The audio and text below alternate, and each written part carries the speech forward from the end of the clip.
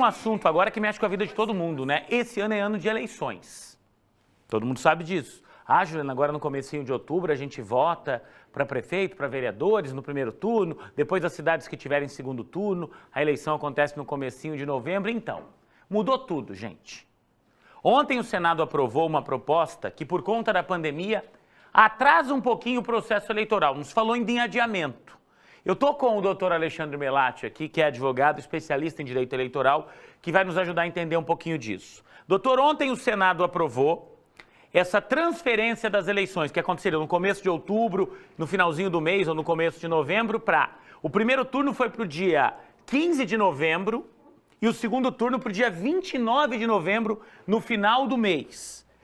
Não se fala ainda nesse momento, a gente tem ouvido por várias vezes o presidente do TSE falando que não aceita a possibilidade de deixar esta eleição para o próximo ano, que isso implicaria em mudanças na legislação. Neste momento, então, eleição marcada para esse prazo. Isso mexe em tudo, mas continua garantindo o pleito, ou seja, teremos nesse momento, por essa determinação, eleições para prefeito e vereadores, correto? Boa tarde. Eu estou sem o áudio do doutor aqui. A gente consegue ouvi-lo? Deixa eu tentar mais uma vez, doutor.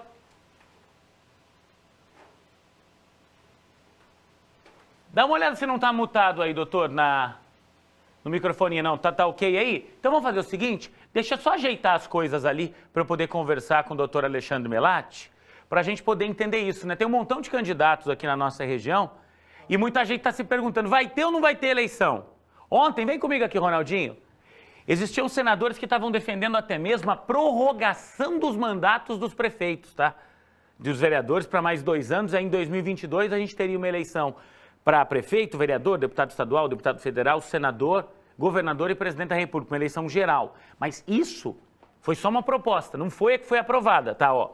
Então, primeiro turno de 4 de outubro para 15 de novembro, segundo turno de 25 de outubro para 29 de novembro.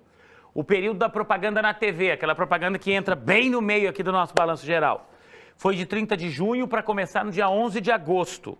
E aí mudou tudo, tá? Período de convenção partidária, prazo para registro de candidatura. Daqui a pouquinho a gente vai conseguir ter mais detalhes. Já estou com o doutor Alexandre de volta aqui? Então agora sim, doutor. Eleição garantida então, essa possibilidade de prorrogação de mandato que chegaram a falar, isso pode ser uma conversa futura, se a pandemia persistir, mas nesse momento então, dia 15 de novembro, o Brasil inteiro vai às urnas para o primeiro turno das eleições municipais. Boa tarde, Juliano. Boa tarde a todos que nos assistem. Na verdade, ontem, o Senado aprovou em 2 turnos uma PEC que altera a data do pleito para o dia 15 de novembro, como foi dito, primeiro turno, e 29 de novembro, segundo turno. Entretanto, esta PEC vai para a Câmara dos Deputados agora, né, para mais 2 turnos de votação. E daí sim, se aprovada, será promulgada, e daí teremos alteração no calendário eleitoral em relação ao pleito. Esta PEC, ela vai além, ela não fala apenas da data do pleito, né? Ela vai tratar também das convenções, do registro, da propaganda, vários prazos eleitorais que, em razão dessa mudança que está se discutindo no Congresso, também devem ser alterados. Por exemplo, a convenção seria agora no dia 20 de julho a 5 de agosto. Na proposta de emenda, nós temos convenções do dia 31 de agosto a 16 de setembro. Né? O registro de candidatura seria até dia 15 de agosto. Se a proposta for aprovada também na Câmara, nos termos que passou no Senado ontem, também teremos o registro até o dia 26 de setembro. Então, são várias datas que se alteram. O que não vai se alterar se a proposta for realmente promulgada depois das votações na Câmara é em relação aos prazos já transcorridos.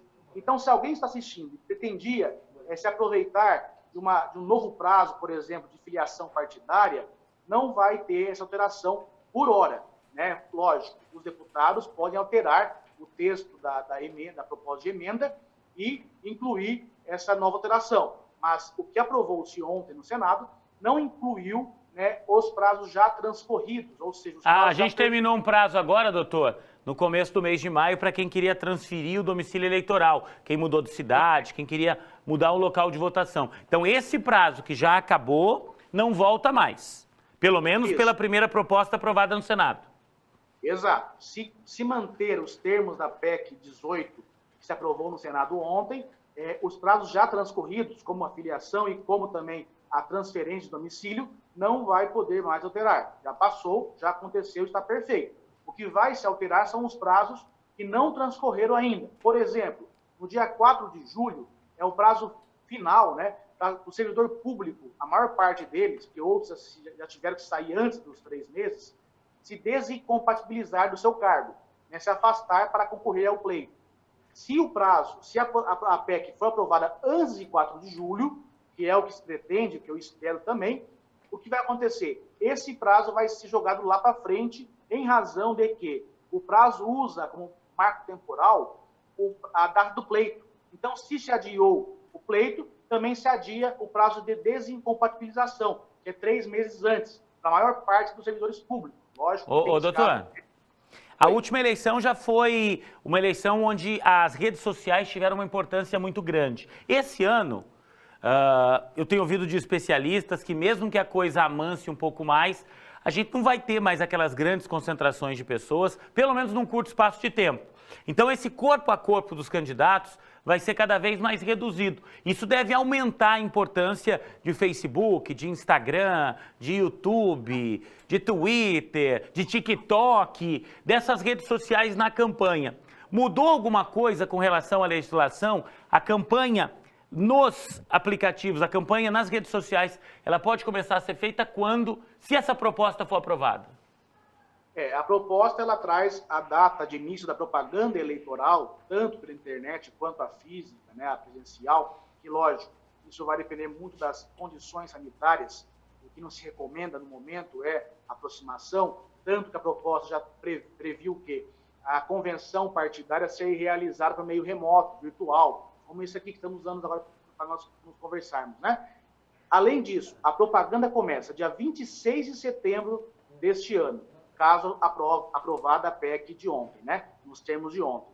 Então, ela iniciaria dia 16 de agosto e foi jogada pela PEC, se aprovada, para 26 de setembro, quando se inicia. Qualquer propaganda pedindo voto explícito antes desse prazo é uma propaganda extemporânea que sujeita o infrator à multa. Tá certo. Doutor Alexandre Melatti, muito obrigado pela sua participação.